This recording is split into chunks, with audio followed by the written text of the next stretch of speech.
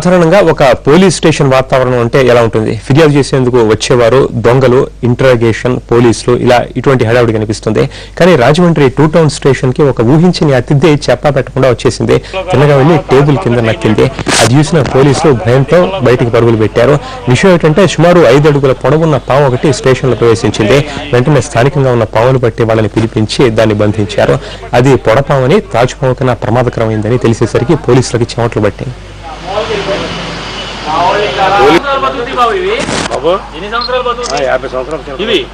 మనకి అంటే sugar complaint వాళ్ళకి ఒక ఎలా చేసేస్తాం ఇలా తెచ్చుకుంటే చాలు. అది సరే అది దీంట్లో పెట్టు, దాన్ని 3 వేసేసి దీంట్లో పెట్టుకో.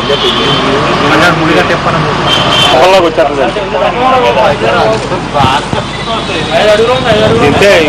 ఇదే చూడ ఇందులో కనపడించండి. 50